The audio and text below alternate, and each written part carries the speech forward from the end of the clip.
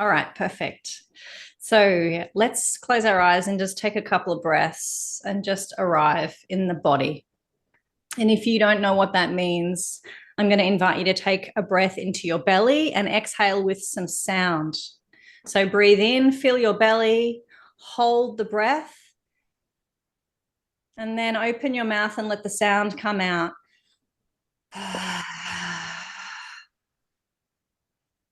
And just take a few more breaths like this. In, feel the belly, hold. Exhaling with some sound, whatever wants to come out.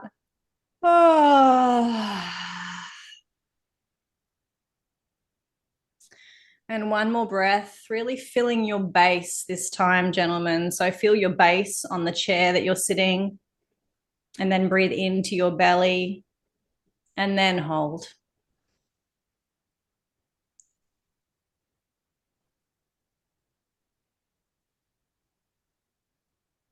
And then exhale, letting everything go.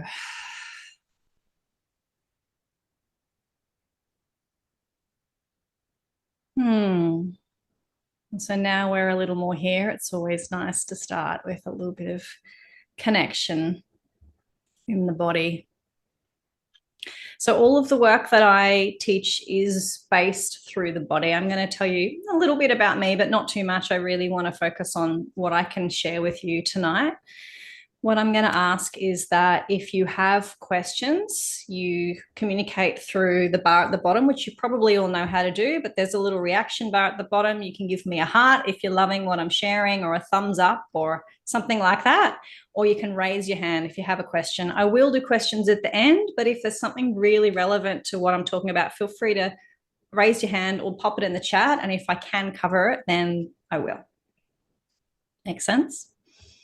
All right. I'm just going to get some slides up. So give me a second to do that. Yes. Yes. And can I get a thumbs up that you have my slides? Yes. I love it when it works. All right. So I have a split screen going on here. So if I'm looking sideways, I'm not trying to ignore you. I'm just trying to read my slide notes. Technology is wonderful.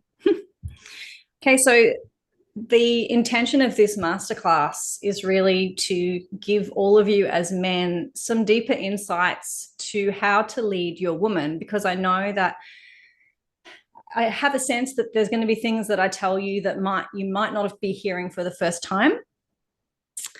So they might not be brand new, or they may, but sometimes coming from a woman, it will land differently, because I have the lived experience of what these things are like on both sides of the coin. I'll talk more about that.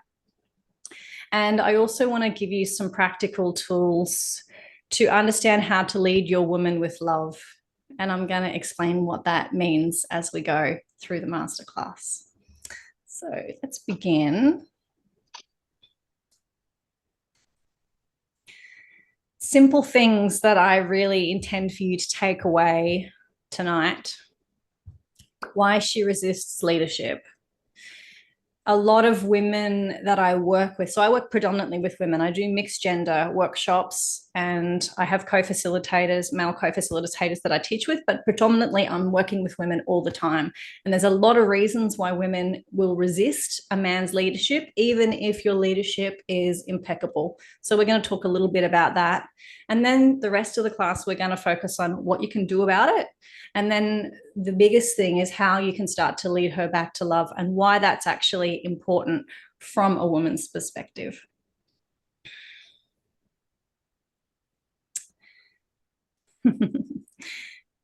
So I'm curious how many of you relate to some or all of these. So if you could give me some emojis, some thumbs up, let me know if these are true for you, and you can read them yourself, but I will read them out loud.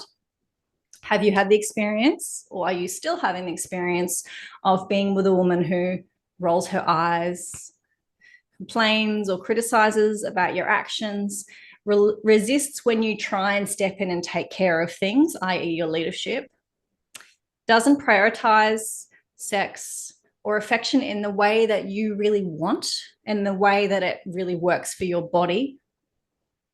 The relationship could feel a bit hot or cold, a bit like housemates.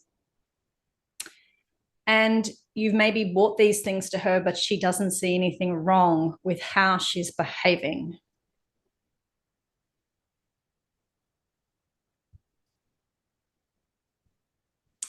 Okay, in the past. Judgment, criticism. Excellent. What about the rest of you? Do you relate to this?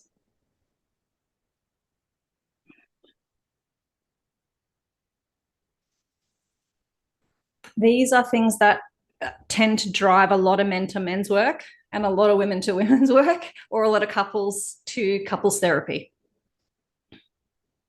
And the reason I just wanted to start with these is because they're really, really common, quite frankly. And I am not a couples counselor. I really don't like to use that terminology, but a lot of my colleagues are. And these are things that most couples go to that kind of modality for. The problem is there's a lot of issues that are deeper buried that talk therapy is not always going to override. And maybe you've had your own experience of this as well. I will certainly share mine. Resistance to leadership. Housemates. Okay, hot and cold. Ah, yes, the hot and cold. Yeah, that's quite painful. Experiencing resistance from a leadership from time to time. Okay, great. Thank you.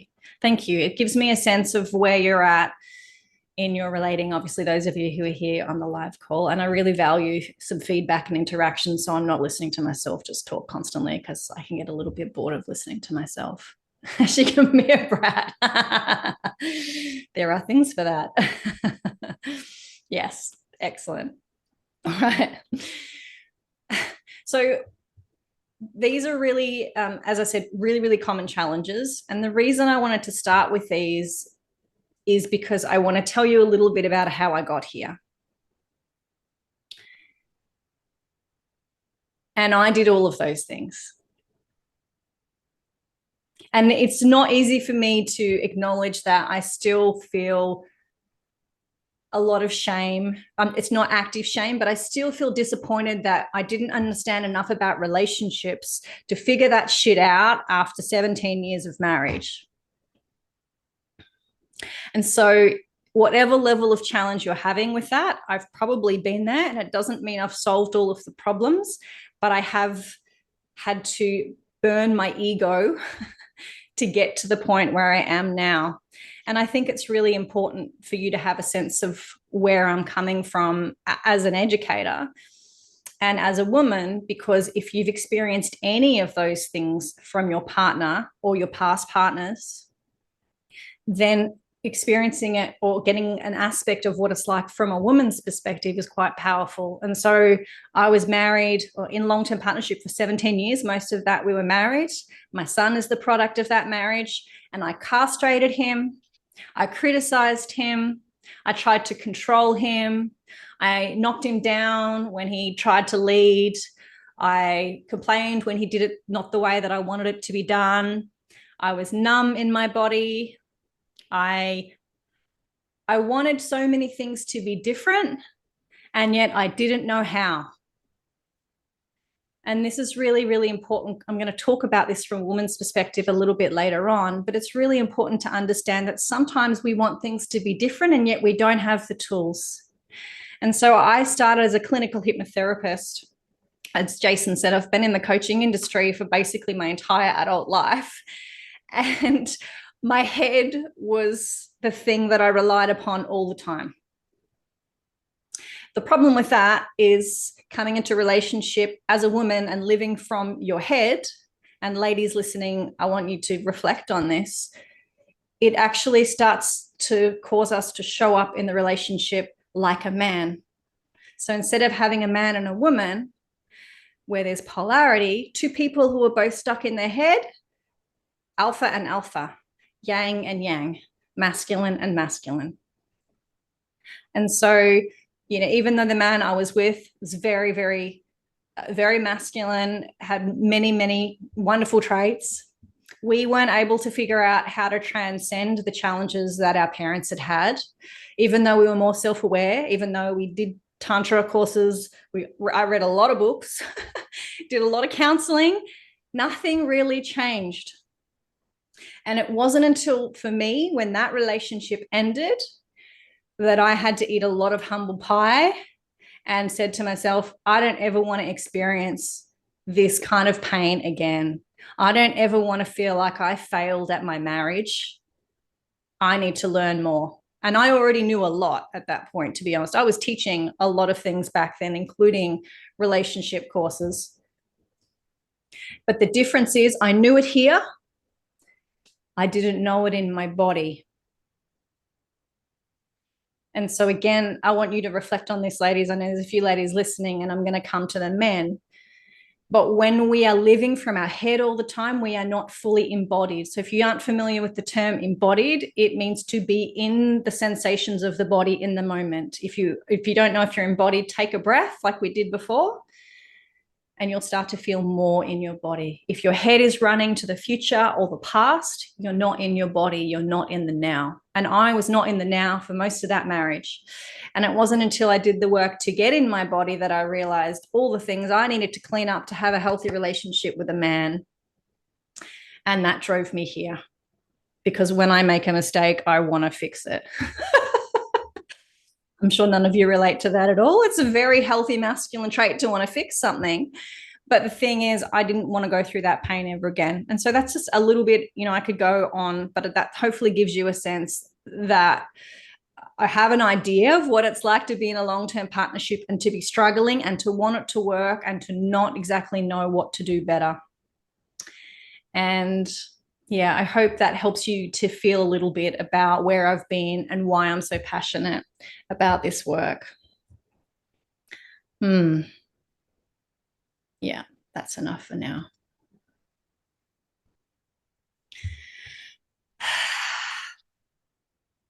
So let's talk about some of the common challenges that women have. And I'm also referring to the feminine. Sometimes they're interchangeable terms. So there's 3 things I'm going to cover. And the first is the challenges of being in a female body in a male-oriented world. With full respect, gentlemen, you probably will never know what it's like to be a woman and walk down the street and feel unsafe. To know what it would be like if someone wanted to rape you, steal from you. Physically, most women are smaller, less strong, more fragile, and more emotionally susceptible and sensitive biologically. And this is actually gifts of the feminine. But what that means is there is a lot of challenges for women in the world that we live in when it comes to feeling safe.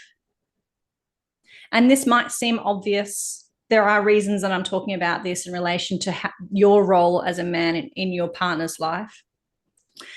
But sometimes I think men don't really understand how challenging it can be for a woman because there's history. We've had our mothers, our grandmothers, way back in the lineage. We've had women who were burnt at the stake for being witches, for practicing sex rituals, for staring at the moon, for just being women. And so there is this thing that sits in our bodies as women where we often don't feel safe in the world and we don't even know why. And the flip side of this is something that you can give her, but you need to understand that she carries this around all the time.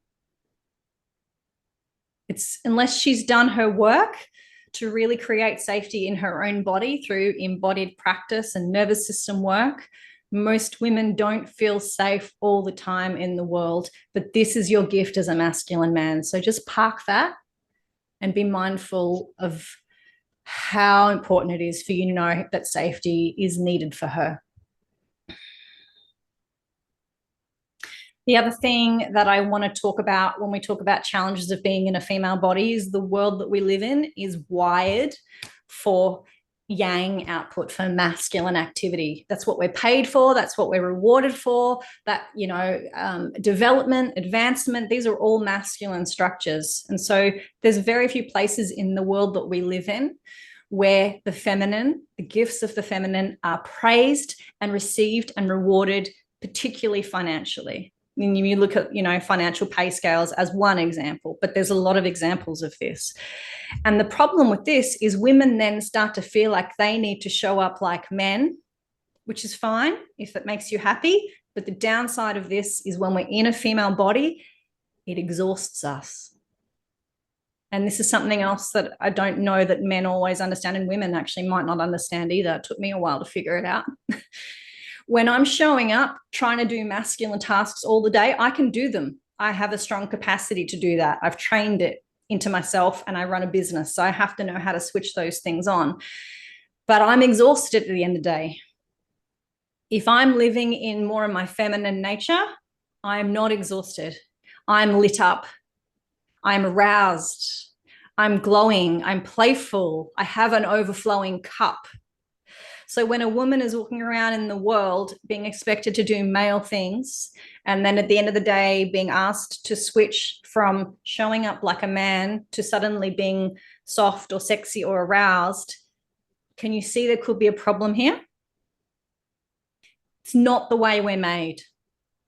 So there's a lot of deeper problems in our society, which sometimes we just need to acknowledge if we want to have healthy harmony between men and women in relationships. And that is what I'm here for. And that is what I'm passionate about.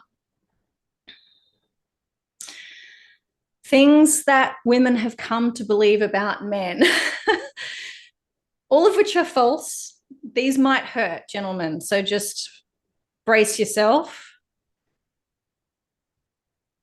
A lot of women, and I include myself in this in the past version of myself that I described to you earlier, a lot of women have been taught that men are stupid, that men don't feel, that men don't understand, they don't really care about us, that they can't be trusted. This is a common wound that a lot of women have. Men can't be trusted. Even women that are in relationships can still have this buried in their psyche because it could be past experiences. Doesn't mean you're not safe, but she's still holding on to it somewhere deep in her being. There's also this idea that when we as women get together, we are stronger because one woman can be taken down by one man, but a group of women, we're safe in numbers. And so women have been validated in our society for castrating men, for speaking down to men. Have you ever been at a dinner party and a woman has made a horrible comment about her partner and then other women have laughed? I have. And it's fucking horrible, quite frankly. It breaks my heart every time I hear it now. I saw it on a movie that I watched on Netflix last night. And it's just like a stab in the heart because it's incredibly disrespectful. And yet it happens. And the thing that I want to mention about this is that it's normalized in our society. It's normalized for women to treat men like that, to talk about men like that. We've been taught this by our mothers, our grandmothers, a number of generations back, more often than not. And the thing is, we don't even know that we're doing it. We don't even know how disrespectful we are, and we don't even know the shit that we hold about men unless we, again, have done our own deeper work.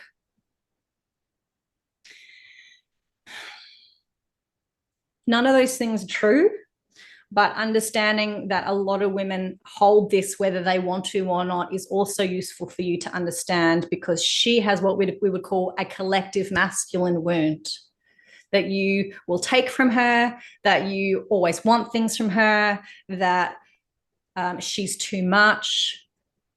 And so she will protect herself instinctively unless she has done the things to learn how to override these fears and contractions. And finally, something a little bit more lighthearted. I always like to come in with a big punch and just knock everyone over, and then I'll get to the nice stuff. Jason probably knows this about me. is what does she need from you? And I actually want to ask you, what do you think she needs from you? I want you to type in the chat. Can just be one word. Keep it simple. What do you think your woman or your next partner needs from you?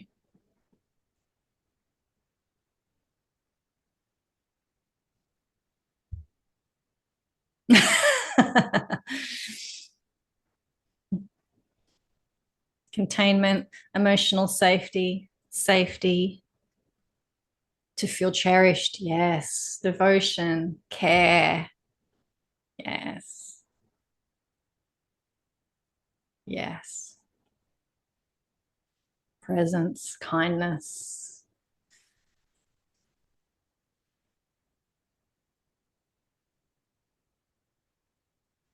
Yes. Definitely all of those things. Integrity. Mm.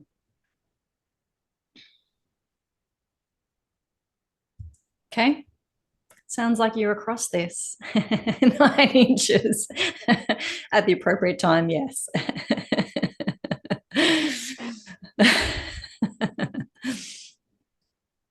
Okay, I'm not going to talk about this point extensively because I am going to cover it a little bit more later on. It's nice to see some playfulness in the group.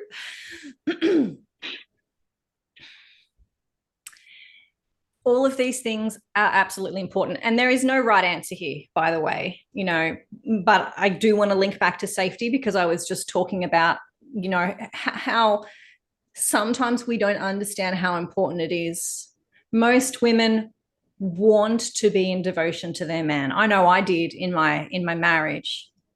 I wanted to be in deep devotion to him, but I didn't know how to get the safety that I needed to give all of myself to him. And that is the biggest challenge most women have. We don't know what's holding us back until we start to do the what I would term as embodied work or shadow work and face our wounds. And then we realize, oh, there's all these things that are armoring my heart up and keeping a distance between us. Otherwise, we're just walking around in the world assuming everything is fine, but inside we're a little bit numb and we're not really completely aware of how to bridge the gap. So presence, safety, kindness, cherished. Whoever said that gets a gold star because it is definitely one of the things the feminine needs the most. Safety, presence, containment. We're going to talk about all of these things in more detail. And to be cherished. And yes, all of the other things you mentioned too. Okay, I think we'll keep going. And if I'm going too fast, just let me know. I feel like you're probably across most of that.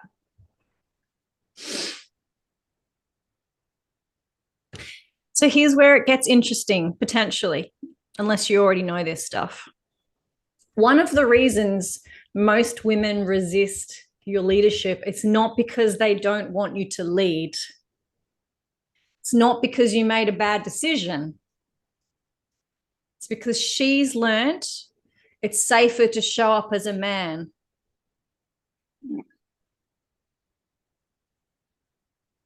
Remember how I mentioned that earlier? This is what the world has taught her. Whoops. Sorry, I just went crazy with my clicking. And now we're going in the wrong way.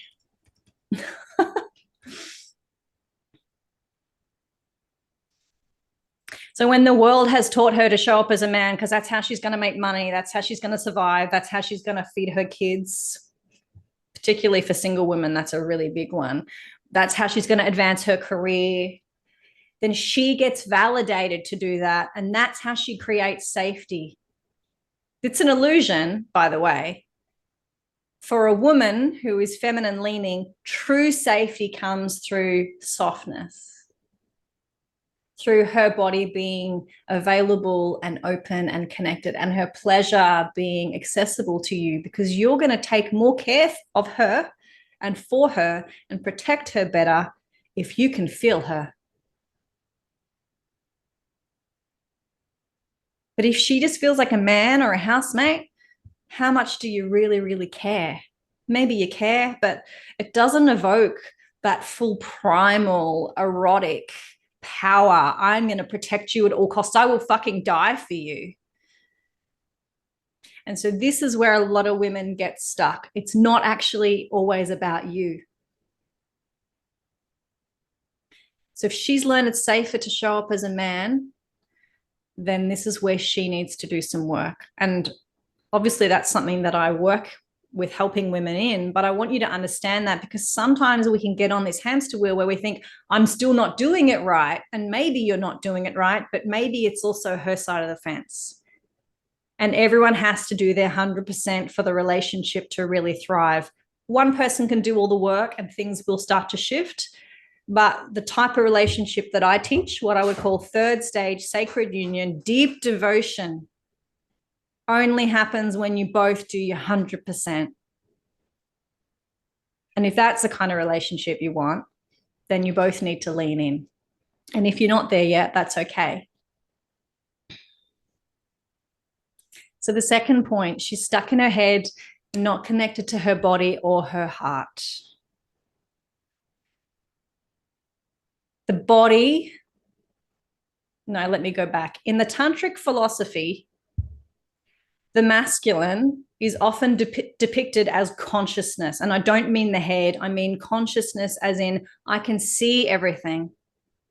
I can feel everything. I can witness everything. The all-seeing eye without judgment. It's very impartial. He's got clear vision. The feminine is life, and she happens through the body. So if a woman is stuck in her head and she's not in her body, she's not even fully inhabiting her feminine. And I'm not saying this is wrong, by the way. This is just to paint the picture of the duality. So many women, because of the first point, they've been taught it's safer to show up as a man. Again, I did this. We get stuck in our heads. We get validated for thinking, not for feeling. You're too emotional. You're so sensitive. My ex-husband told me that all the time, and I am fucking sensitive, but I shut it down because it wasn't welcome, not because it was wrong. So if you're invalidating these parts of her, you could be encouraging her to stay stuck in her head and really not in her body, because it starts to feel not safe to be in your body when people tell you that you're too much.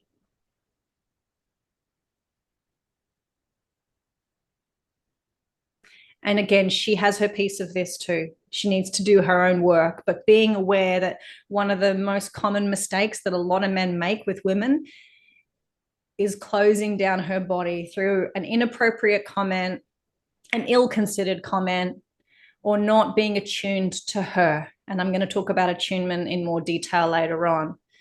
So if you're not encouraging her to be in her body and be in her heart and let her heart guide her and to feel her way forward, that is something that you can do more of. If you want her to be more available in her feminine capacity, even if she doesn't know what that is. And a simple way to do that is, how does that feel?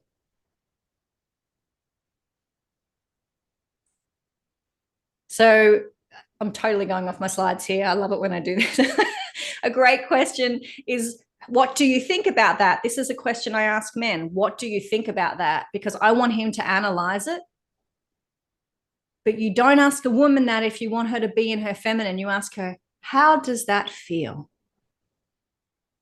If I ask a man, how does it feel? He's going to try and feel, which is going to put him more into his feminine.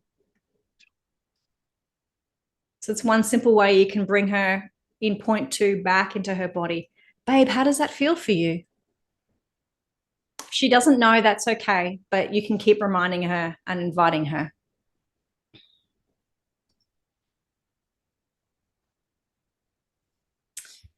And this, I've kind of covered this already, but she doesn't feel safe in her feminine because it's been told it's too much, you're too noisy, you're too sensitive, you cry all the time. Little girls go to school, all these emotions come out of us, and we get told to put a lid in it. If you've had a brother, I certainly had that. It's so easy for us to not feel safe. The world doesn't encourage it. Most people don't welcome it.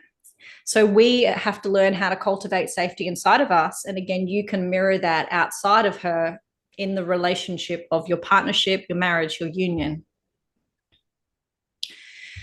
This is a really big one, number 4. She thinks it's safer to be in control than to surrender.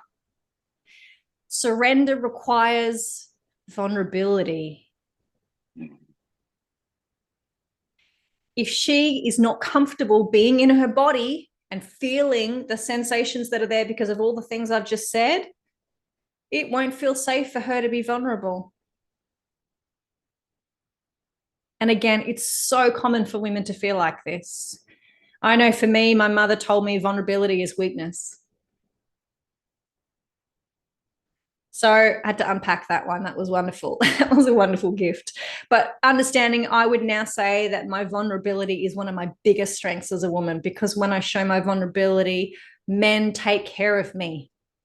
But a woman who doesn't know this falls into these traps, and she resists you because she doesn't know any better. No one's taught her.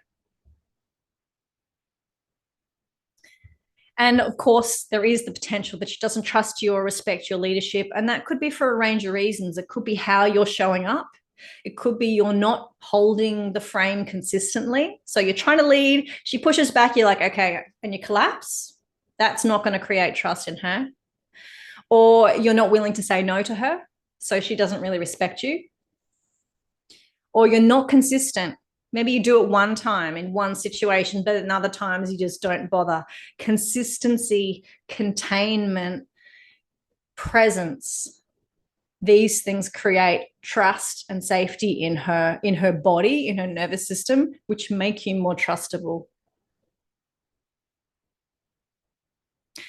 So I'm curious, for those of you who have partners, which one stands out to you the most? Just pick a number. Is there one that you feel like your partner maybe struggles with or has in the past?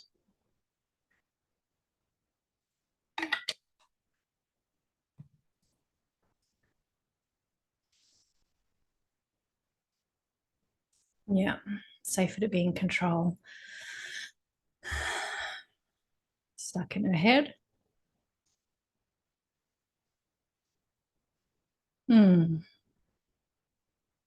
Okay. A few 2s, a few 4s. Doesn't respect your leadership.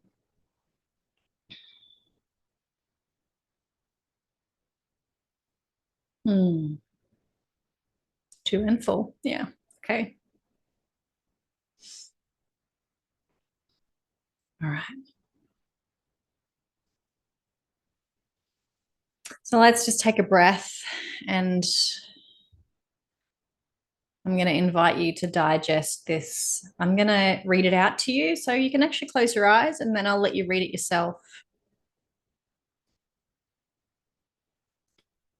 Until she respects and trusts you totally, she will not allow you to fuck her open to God, even if she wants to, or be able to surrender to you fully.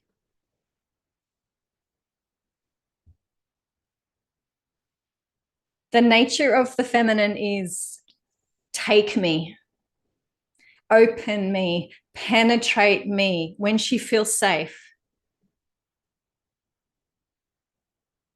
She wants to be fucked open to God. Something we talk about in the sacred sexuality space quite a lot. I know how much I wanted my husband to do that to me in my marriage, and I didn't have the capacity to even put it into words in a way that he would understand. I have those skills now, but I didn't then. But I ached for it. My whole body wanted it so bad. And I can tell you, every woman I've ever worked with who is feminine at her core, she wants this. So she's not letting you do this, not letting you ravish her. She's holding part of her heart at bay because of those wounds that we talked about earlier. And she might not even know she's doing it. And by extension, she can't drop into submission or deeper surrender because there's still part of her that doesn't feel safe. It could be, he's going to leave me one day. The abandonment wound. It could be, I'm too much. I can't show him how much I love him and need him and want him and be completely entwined with him because then I'm helpless. It could be I need to hold a level of safety because without that, I'm too vulnerable. Are you seeing a theme here? This is scary stuff for women. And yet, when a woman feels completely connected to her body, when she knows what safety looks and feels like for her, she can then give you her trust, her respect, and still feel safe in herself. And hence, we need to work on both sides of the fence at all times. That's the bad news. And the good news is the more you strengthen into understanding these things, the more you can guide her there. So if your woman is not showing up, she's not doing this work, and you're doing it all for the relationship, just knowing these things and being aware of these things and having some sensitivity to these things means you can sort of track for them. It's not your job to fix her, but it is your job to be aware what's happening for her. And that is what I would call attunement. And I'm going to talk about that in another slide.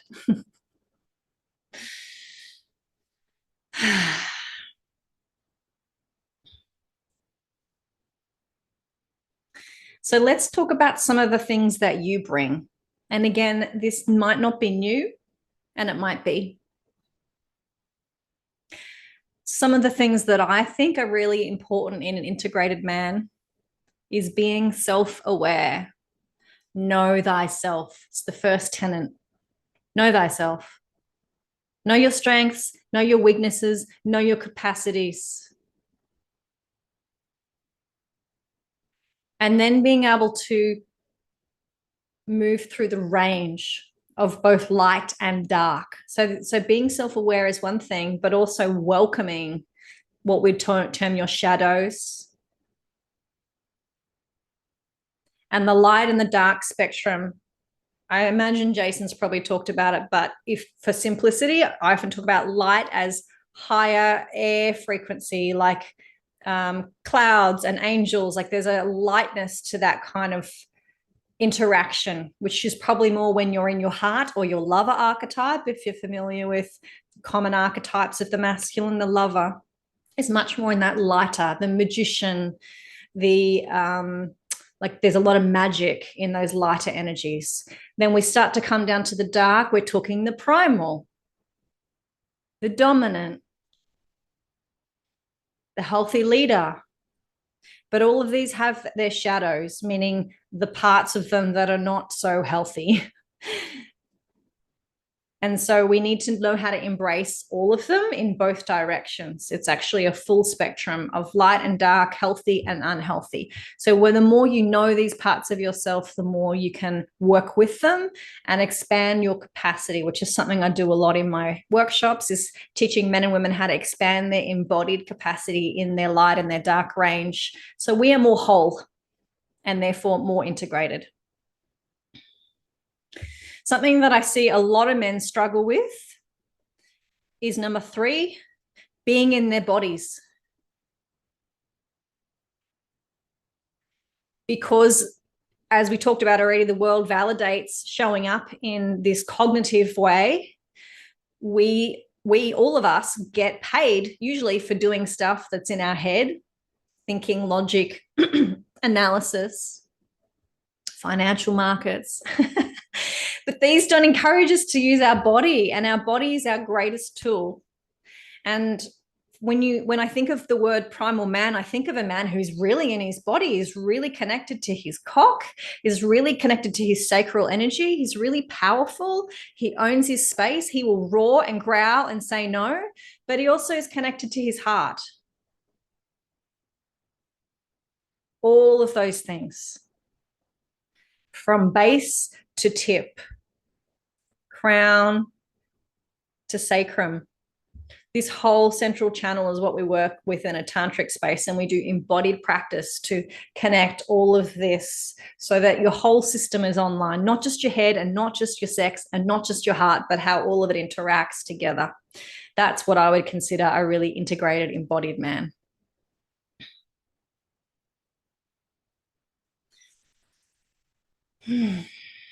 Number 4, he takes responsibility and holds clear self-accountability. If a man is not taking responsibility for the things that he is messing up, he is not really connected to his power. My colleague, when I was facilitating a couples immersion a week and a half ago, his approach is full responsibility, full accountability. Anything that's wrong in the relationship, look at it as a man. And so there is power in taking responsibility when something goes wrong versus blaming someone else. What could I have done differently? What could be done better? Reflecting and then holding accountability to that as well. These are things that create trust in the feminine, by the way. When you take responsibility for the times that you mess up, she's going to trust you more. Even if she doesn't logically know it, her body will be like, he's reliable. And by extension, number 5, impeccable with your word. Personally, it's something that I struggle with a lot because I teach so many people in workshop spaces. And if a man is not consistent with his word, I don't respect him. If he doesn't show up when he says he's going to show up, if he doesn't do the thing he says he's going to do, and there's not a good reason, or he can't say, I'm sorry, this has happened, we need to reschedule, that's fine. But my word is my bond. That is another tenet of the masculine. And then number 6, which may be different language than you're familiar with, be in fierce demand of her heart. So when you're in fierce demand of your heart, it's not about the primal or erotic energy. It's about, in a moment, not letting her run into her wounds, not letting her collapse and hide behind all the armor of her hurts, where she wants to push you away and say, don't touch me, I'm angry at you. Stand and be present with her. Be in demand of the part of her that is one of her biggest strengths as the feminine, her heart. Push her to the level that invites her to melt, crack open, soften, sometimes in a way she's going to hate you for in the moment, but will love you for afterwards. I'm seeing some responses from the ladies. We don't like it when it happens in the moment, but we thank you for it afterwards when we realize, I didn't even realize I was armoring myself up. If you can be in fierce demand of her heart all the time, she will have a lot less reasons to not trust you, and you'll feel more attuned to her all the time. And there's a lot that I could say about this, so I'm going to resist going into a whole big thing, but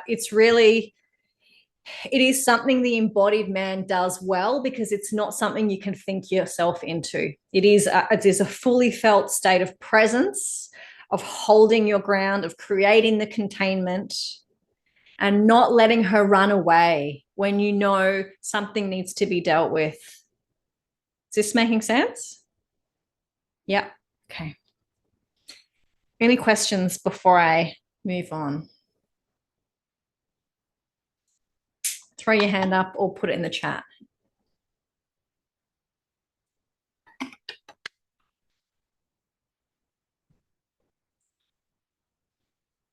We're okay.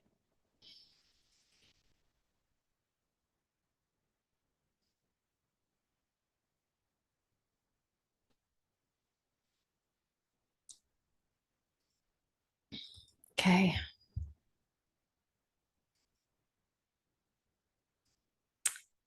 So let's break down a few more specific things that I see as your role. I've already mentioned this a few times, but I want to talk about what it is in case you don't really know what I'm referring to. Attunement. So again, the couples immersion that I taught a few weeks ago, we spent probably a solid day on attunement. Attunement means feeling her. So again, you have to be in your body to feel her. You can't feel her if you're in your head from a day of work and the rest of you is disconnected, tired, numb, all of which is going to happen at different moments.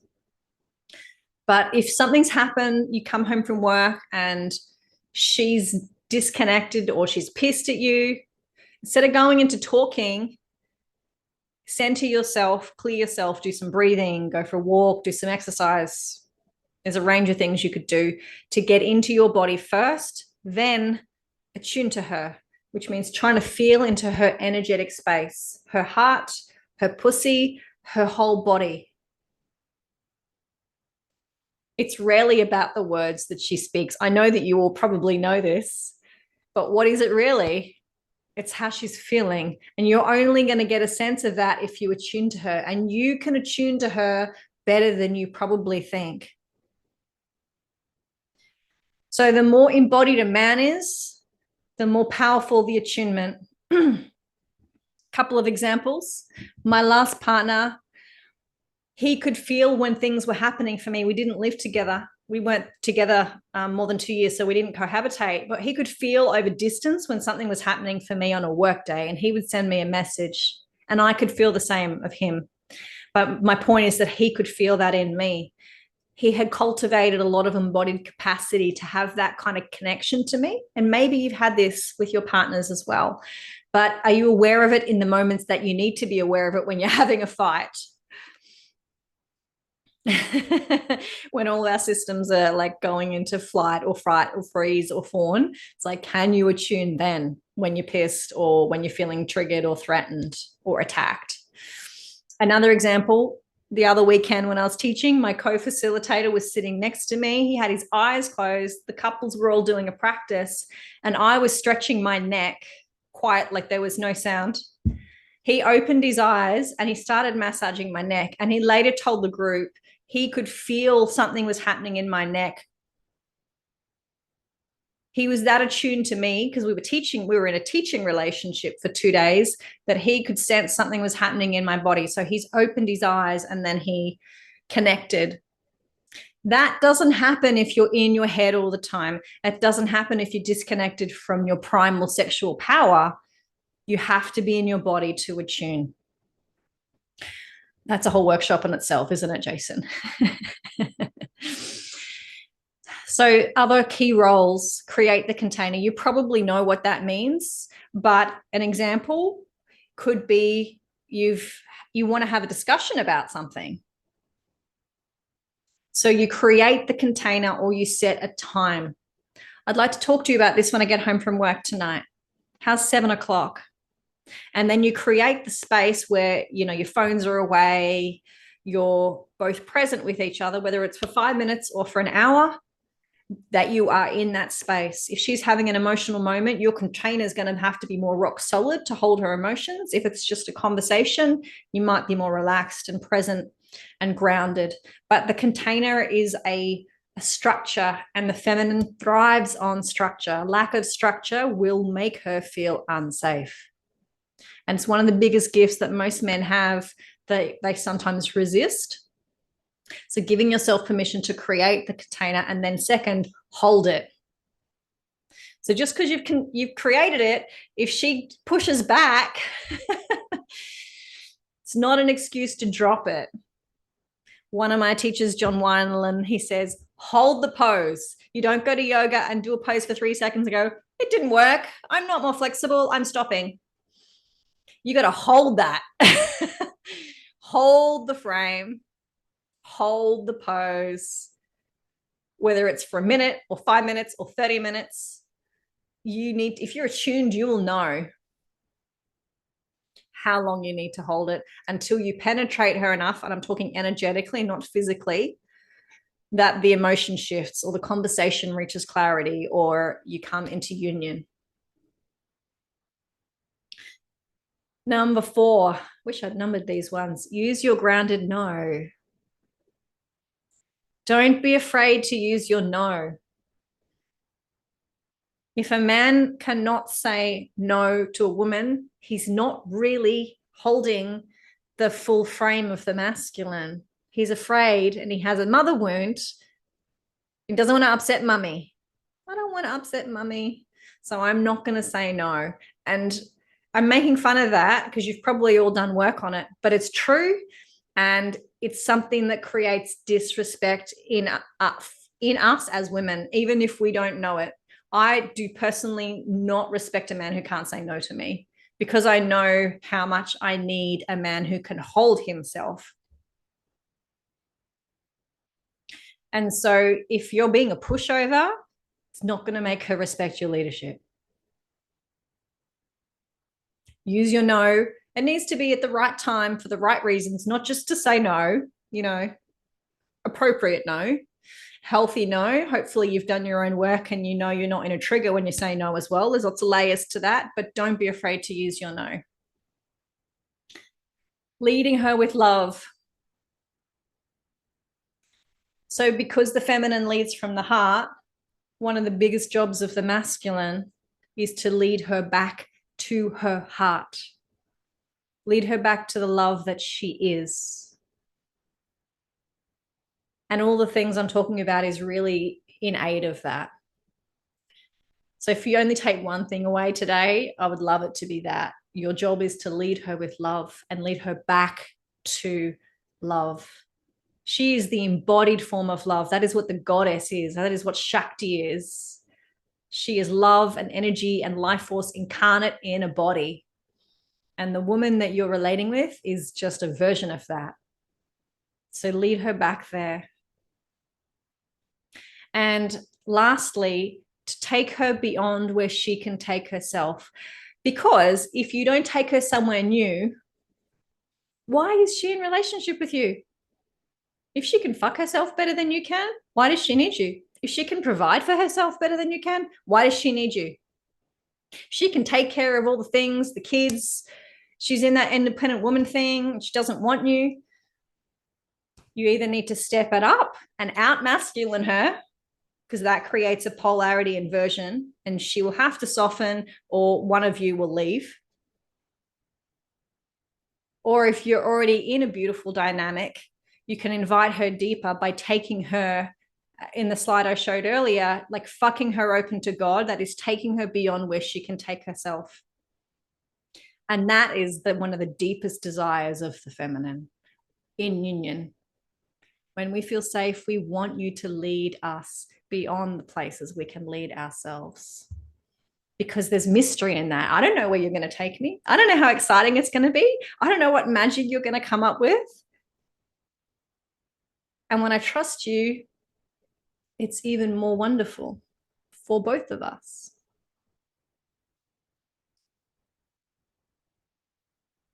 Leading with love. Yes, I actually think I'm going to talk about it more. So I will come back to that. Thank you. All right. So let's get into some nitty gritty of these. And if you have specific questions around them, let me know. So what can you do to uphold these roles that are really aspects of the healthy masculine? Become a pillar of presence. So one of the traits, the yogic traits, I mentioned the masculine as consciousness, but the other aspect of that is presence. If you look at Shiva, how he's depicted in all the texts, I've got him sitting up there. He is absolute presence. He's like taking up space, but he's still. So if you think about the monk who's meditating in deep stillness, that's one example of presence. The world, like it could rain and it's not going to distract me. But the downside of that is that kind of masculine presence is very internal. Eyes closed, the world's out there, the world's out there and I'm not connected to the world. To show up in masculine presence and hold your stillness and be in your body and breathe in your body and breathe in your base and also be connected to your heart while your woman is yelling at you, that is a whole other level of presence. And so one of the first things to do in any kind of moment of challenge is to first come into presence. And the 3 breaths we did at the beginning is just one simple way that you can start to do that. I'm sure Jason's probably taught you others, but I really recommend embodied practices to get you into a state of presence where your mind is not running. The second we've already spoken about, attune. And that really means feeling beyond her words. So if she's spitting fire at you, or she's emotional, she's crying and she's not making any sense, feel into her. What's happening in her heart? Is she feeling grief? Is she feeling angry? And then just hold her in that. Be the container, hold her in that, and just let it flow, let it roll. You know, a lot of men have figured this out about women. If you just can stay through the storm, the storm will usually pass. But sometimes she needs you to be attuned to her, not so present in that way of the monk that you're there, but you're not there. You know, I'm physically here, but my mind is somewhere else. That's not what presence is. Presence is a deeply attuned state. So imagine we're sitting facing each other eye to eye, and our eyes are in soft connection, and all of my focus is on you and all of your focus is on me or your partner. And there's just a deep connection. That is presence. It's through the body, but it's also through the eyes, through the breath. It's like nothing else in the world matters more than right now with you. And so when you have that, you can bring in the attunement and then hold the container. So as I've said on here, even if she fights or squirms, hold the pose, hold the posture. It will end, I promise. Whether it's in an hour or in a day, it will end. It can't go on. Inevitably, she will exhaust herself or she will empty. So when a woman is in that, you might know this already, but there's an emptying out that needs to happen sometimes to find the thing that is actually upsetting us. Sometimes there's so much emotion we don't even know what we're upset about, and so we're just trying to empty it out. And sometimes when we're in unhealthy moments, we empty it out at you, gentlemen, and I imagine that really sucks. But if you're holding the frame and you can be present with her and not take it personally and let her empty out, or if it's toxic, I'm not saying you should put up with toxic behavior, abuse, then you might say to her, babe, this is not something I can help you with right now. And you invite her to go for a run, go talk to her friend.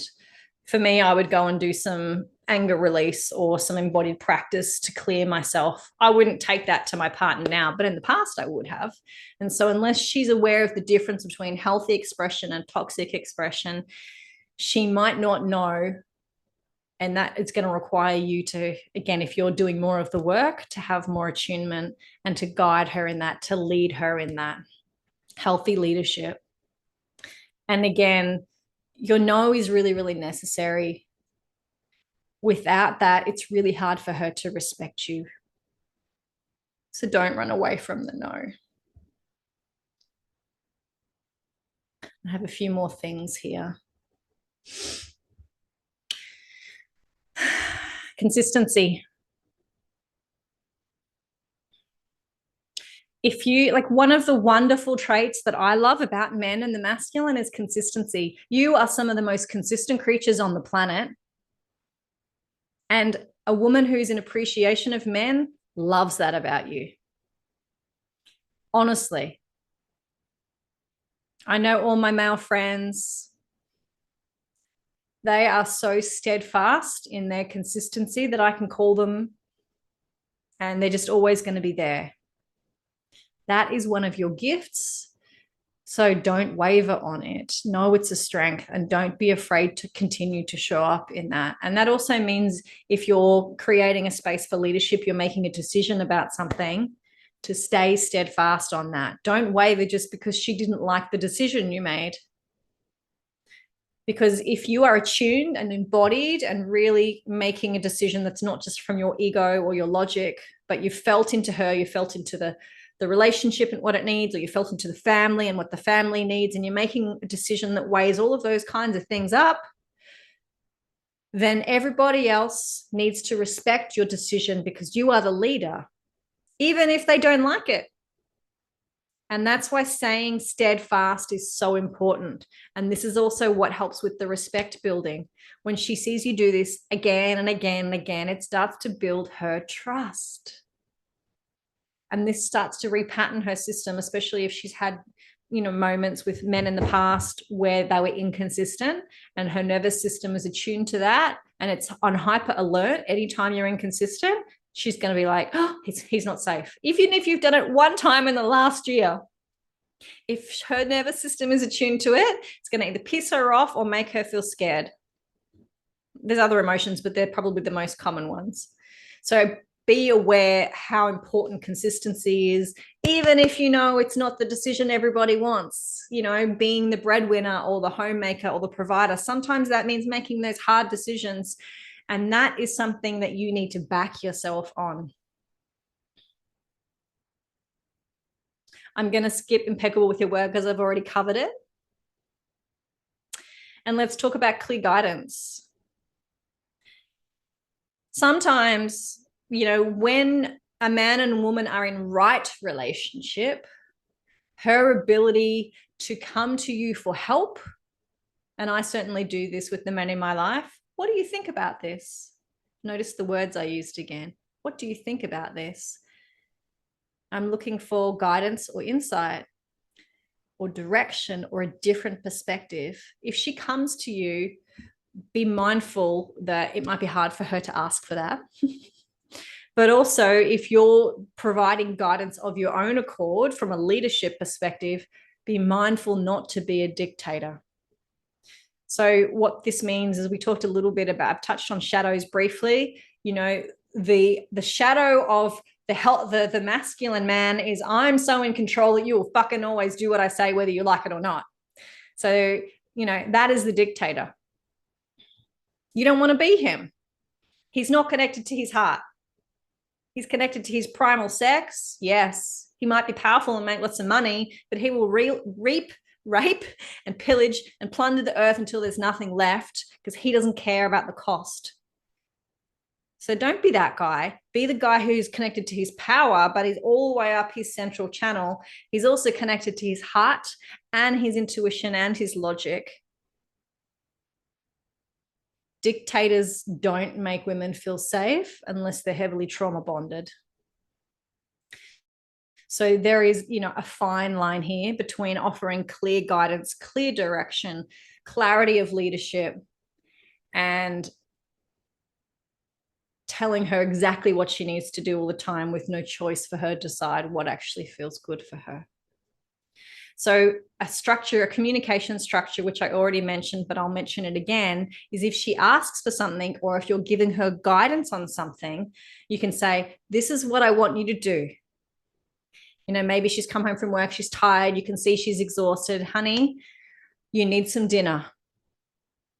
I want you to go and prepare some food for yourself, and then have a shower and go to bed. How does that feel for you?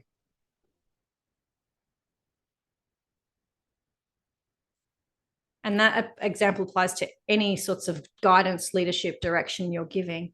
She can then go, oh, no, I don't want to. I'm not hungry. So this is the resistance. Okay, babe, but you're telling me you haven't eaten all day. You're clearly exhausted. How about I help? I'm going to walk you into the kitchen. We're going to heat this food up, and then you're going to go to bed. How does that feel? She's like, all right.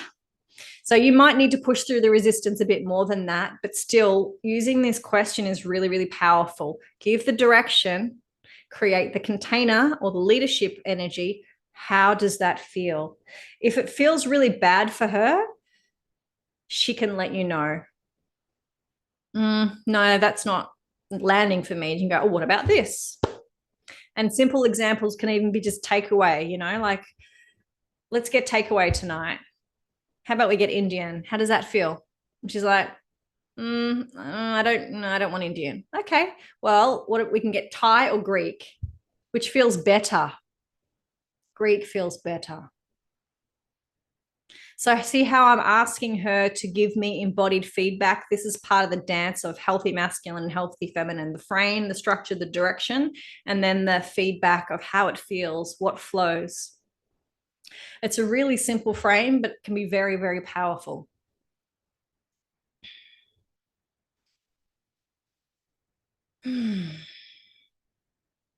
All right. So leading her with love.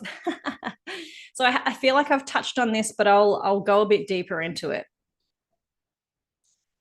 Sometimes, because of the wounds that we have as women, we have so much armoring around our hearts. We don't want to let it down because it hurts. It's like I've heard the analogy, there's barbed wire around her heart. This could be in a moment she's pissed at you, you come home late and you didn't tell her, or she's just upset about something and she's taking it out on you, or there's been a rupture of some kind in the relationship. So, how do you lead her back to love? You attune to her, like we talked about. You feel into her and you try and really assess what's happening for her. And then this is where the higher level of what I would call third stage relating starts to come in. I won't go into it today, but it's a concept of really being in devotion to the other person's needs and nervous system. And that is for me what leading her to love is all about. It's like, what does she actually need? She needs me to hold her so she can have a big cry and let those walls around her heart melt. Even if I'm pissed and I'm feeling attacked right now, can I put my stuff aside and offer her a loving touch or hold her so she can fall apart? Can I go and get her the food that she needs even when I'm feeling really, can I put her needs before mine and lead her back into a place where she's more resourced so we can then come back into union and have a healthy conversation? Can I focus on her needs above my own? So leading her back to love is leading her back to her innate nature where she's in her body. And it is something that I think most men need to practice because the feminine is so sensitive by nature. So building your skills of attunement will help with this a lot.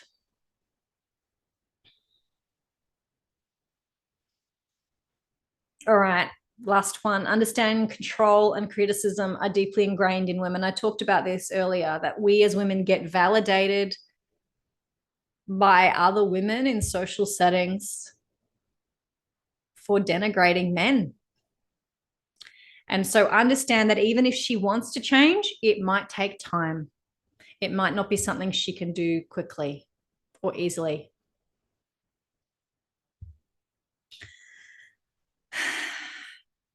And that is the joy of being actively involved in human development. Sometimes it's not easy, but patience, consistency, staying steadfast, being impeccable, leading her back to love again and again and again, these things will all help. So I have space for questions. Does anyone have any burning questions?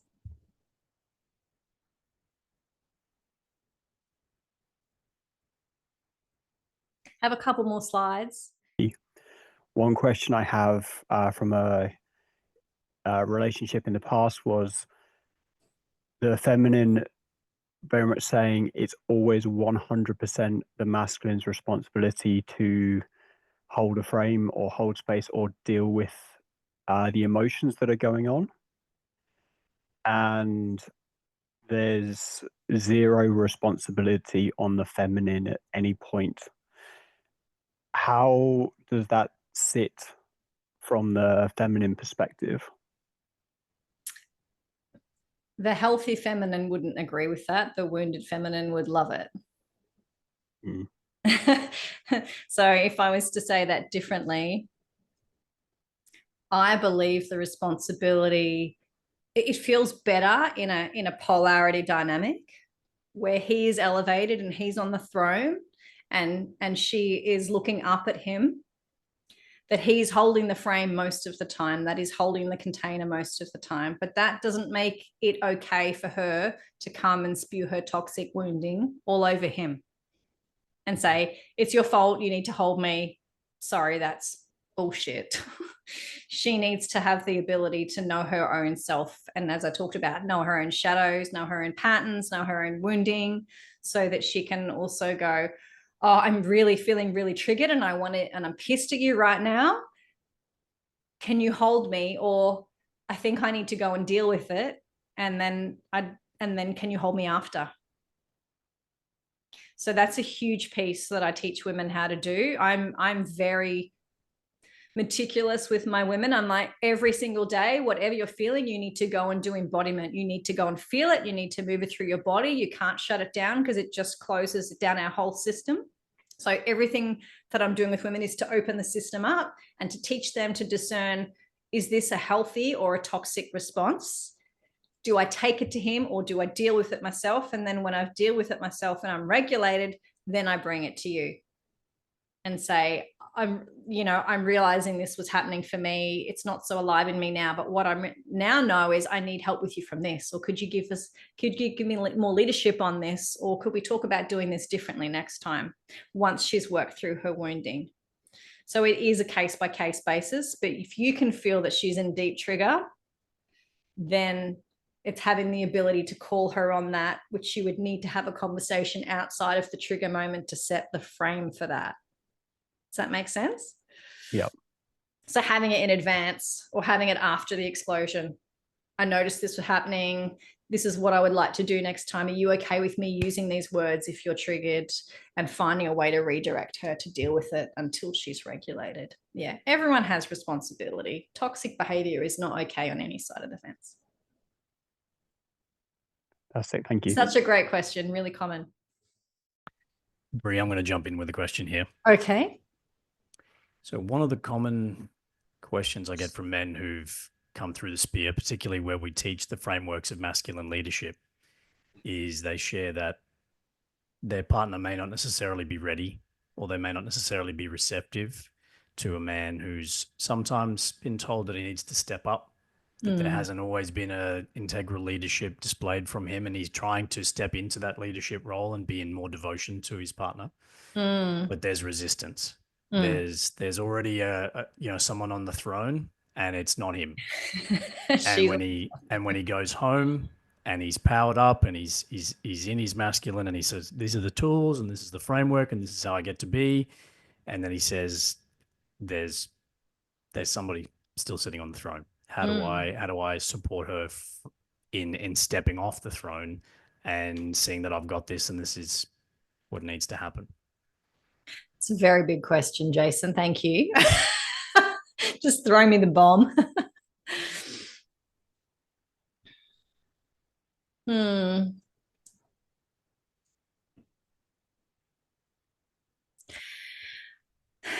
I feel like setting a container and giving her a vision of where the relationship is going to start to go would be really helpful.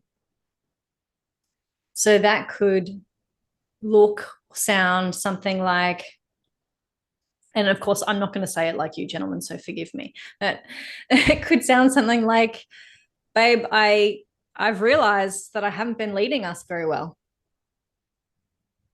And I'm really sorry. Take responsibility, take accountability. Always do that first. I've learned so much about the man that I want to be and how I don't want to be my father, and all the ways that I haven't been showing up for you. And I want you to know that that's going to start to change. And so these are the things that I want to put in place for our relationship. And that's where you might map out a vision, or you might say, I'm still thinking about this, but I want to have some conversations with you over the next few weeks where we start to look at how we can improve our relationship together. These are the things that I see as weaknesses and gaps or strengths that we can start to build on. These are the things that I want for us. So again, I'm painting the vision. How does that feel for you? And if she has massive resistance, celebrate it and go, honey, I hear you. I understand this is how we've been doing our relationship for a long time, but it's not working. I'm not happy. Our sex life is suffering. We're fighting all the time. Like, whatever the truth is, be honest. And I'm realizing it's my responsibility to start to change that. Are you willing to come on this journey with me?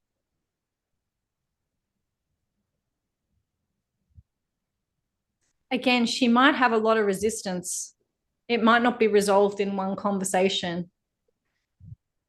But a man who has the guts to bring that to his woman after he's been away for a few days or a week, it's going to make her want more of that, even if it takes time for them to go to therapy and for her to repattern her desire to be on the throne and realize that she needs to relinquish control and all the things. There needs to be a real transition of leadership, like taking the what's the thing that the gold thing that they have when they're sitting on the throne. I can't think of the word. But, you know, like it's passing the torch in that sense. It's like and even saying, I'm taking this now. I'm so sorry that you held this for so long. I don't want this for us. You know, these are all really genuine things. And again, it might take time to move past her resistance, but that is where I would be starting, because that is taking responsibility, creating a vision, and then starting to ask her, what do you think you're going to need in this? I was thinking we could start going to counseling. I thought we could go to this couples workshop. How does that feel? Are you open to these things? Start leading her off the throne. You can't fight her for the throne. If she wants it that bad, that she continues to fight you for it, then you need to go somewhere else. But that is not a 1 month decision. That's, you know, depending on the duration of the relationship, you stick around for a reasonable amount of time. You've been together 10 years, you might stick around for a year and really, really work on it. So it's all relevant, but understanding that you can't kick her off and she's not going to be uncomfortable. But if she's willing to move through that discomfort, you can grow together. Scepter, yes, thank you. That was the word I was looking for. Handing the scepter. It's a very regal, you know, totem. So love that, Brie. That was really cool. Thank you. Perfect. Thank you. All right. I want to cover just a couple more slides. So let me do these. I wanted to just bridge back to the ladies, because I know there is a few women who might be watching the replay, and there's a couple of ladies here as well, but also to kind of reconnect the difference between men and women at a high level. So I've talked about your task, gentlemen, the way that I see it, at least. And for her, I see it as this: to come back into her body so she can remove the barriers that are blocking love from flowing. Once she gets into there and she's removed all that armor around her heart in a moment, she can start to feel her heart, express her needs, express her wants, express her desires, express her fears. And then from that place, respect, reverence, devotion starts to come. Those things come from overflow. They don't come from tension. They don't come from conflict. They come in a woman, and I'm pretty sure for a man, they come from overflow. Reverence and devotion, which is the kind of relating that I teach, comes from when there is space and it's like, oh, I've got so much to give because I'm already in so much appreciation of what's happening. She has to be able to feel herself for this to happen. So again, if she's not feeling herself, lead her to a place where she can get some support. Women's embodiment is what I do. There's other means she can come into her body. Lead her there if she is not there.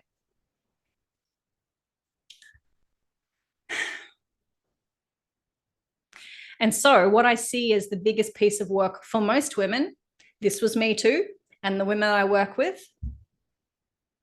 we need to start to learn how to face our shadows, some of which I've mentioned tonight, so that we can stop castrating you as men, so we can be comfortable with you holding the scepter, being on the throne and leading us, even if you're imperfect, even if you make mistakes, because we chose you and you chose us.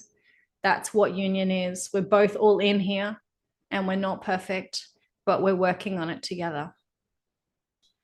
She needs to learn how to love her man the way that he needs.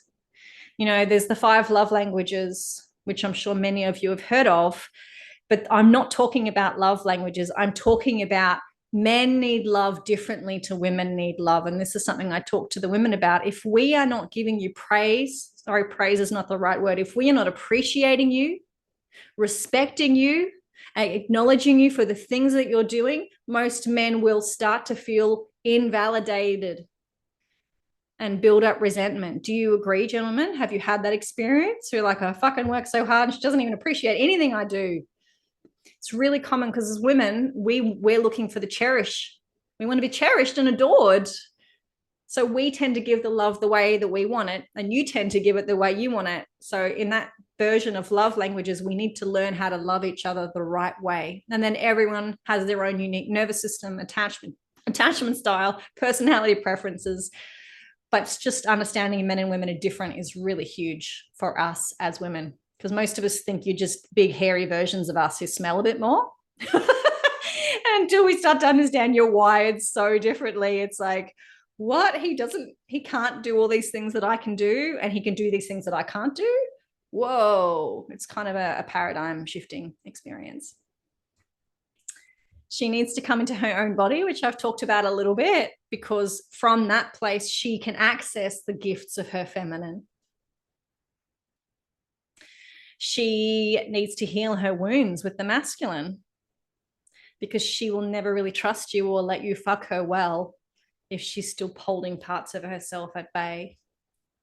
And when all of that happens, she can really start to celebrate her feminine, and then she will want to surrender. Devotional submission, deep submission, whatever those words mean for you, could be just surrender in terms of trust. But that comes when all these other things are there first in a healthy dynamic, meaning you're not in a toxic dynamic. You can go to the kink world and find people in submission, but they're in a lot of trauma patterns. So from a healthy perspective, deep devotional leadership and deep devotional submission comes when we've done this level of work, and it's magical. So I have a woman that I worked with in one of my programs last year it was, and her and her husband have been together nearly 30 years. And the more embodied work we did, the more she started to realize that she had all this armoring around her heart, because he was very toxic in the way that he showed up in the relationship. And what I mean is highly controlling, and she would close and hide herself away and go into a real kind of a fawn response. So as we did embodied practice, she started to realize she'd hidden all these wounds from her husband, who she loves. And he was doing a lot of men's work. So she could start to share with him all the times she'd hidden, all the times she'd hurt. And over a period of months, their relationship started to come back online until she was actually an embodied woman again. And what's so beautiful about this is how their relationship started to evolve once she did that work on herself, because then she invited him to step more into his healthy leader. And that is what is so beautiful about this, whichever end we're doing it from. But I look at it from the women's perspective. When we can do this work, we will invite you to step up even more than you knew that you could, not through control, not through direction, but through the invitation that only a feminine woman that you love and want to protect and want to provide the world for will evoke in you. And that is the work that I'm here for. That is the kind of relationship that I want for everybody who wants it. So I have something I want to share with you before we finish up, which is really soon. I apologize for talking too much. I can get a little bit excited. The things that I do with women, I have a program that covers all of this, and it's called the Devotional Woman. And everything that was on that last slide is what I do with women and more. And most of all, it is about coming back into the body. So it's like a relationship reprogramming program, but we do it through the body. So many people want to work on relationships and they go to counseling, but they don't repattern the nervous system. My work is doing both. And that is why I believe the results that I get when I work with women are so much more powerful and lasting. And so if you or your partner are interested in the concept of devotional relating, then this might be something that interests you. This program is definitely for women who want to learn to love men well and to be in healthy union with men. And it's my signature program. I developed it 3 years ago. This year, I've expanded and added 2 more modules. It's now a 6-month program because I've been teaching this work for quite a while, and there's more value, more depth, more power that I can bring. And I really didn't feel like 3 months was enough. So I've expanded it to 6. And let me tell you a little bit more about it. I'll actually just bring up a slide for you. This program is a 6-month embodied container. It runs online. Includes weekly calls for 6 months with a couple of very short breaks. But the work is about doing embodiment every week, repatterning the nervous system every week. I actually only take a small number of women in my groups because I work in intimacy, and I like to provide lots of intimate support. So that means we're talking somewhere between 10 and 20 women. I like to have a hands-on approach with the women that I'm working with.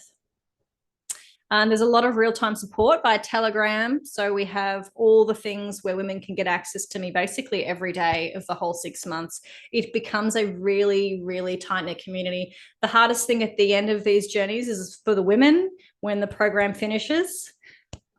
We all kind of feel a bit heartbroken that we're not going to be talking to each other every day, which is very classic for women. But the kind of kinship that these programs develop are really, really powerful. And every woman that's been on a journey with me, I still really very connected to them, actually. I offer 12 months access to the content. So what that means is if you miss calls, then there's still a lot of time to catch up on the content. And the next intake is next month, the 20th of March. So I've got the investment up there, and I have payment plans available as well. What I'm going to do. I just want to invite you to share anything finally, Brie, before we wrap up, before we bring this to a close. Oh, thank you for having me. It's been a pleasure. I feel like I always talk way too much because I always want to give so much value and get a little bit excited with the crash course. But yes, really happy to be here. Thank you for receiving me well and the questions. And please get in touch if you would like to jump on the next masterclass. If you want to come to a workshop in Brisbane, all the things, you can check out my link tree. Yeah. Don't be strangers. Thank you so much, Brie. This was really, for me, eye-opening. There was a lot of points I think that I received from your, talk tonight around compassion really for the feminine experience. When you framed the way that women are living in a world that is having them needing to show up as men, I really feel the compassion of having that behind me and within me as I'm leading my partner and leading women is deeply compassionate that they are in a state that they do not desire to be in, but that the environment has forced them to be in. And leading them from a deeper place of devotion coming from that place is something I really took away from tonight. So yeah, just incredibly grateful to have had you in our space tonight, Brie. It is really, it is a very high caliber of work that you do and work that you bring, and men and women, if you feel resonant, to reach out with Brie. It is very rare to find 2 pieces of men's and women's work that are so compatible in our shared values for how we see the world. And with the way that the world is out there in the world, it can be pretty confusing with men and women's work around what each is teaching the other.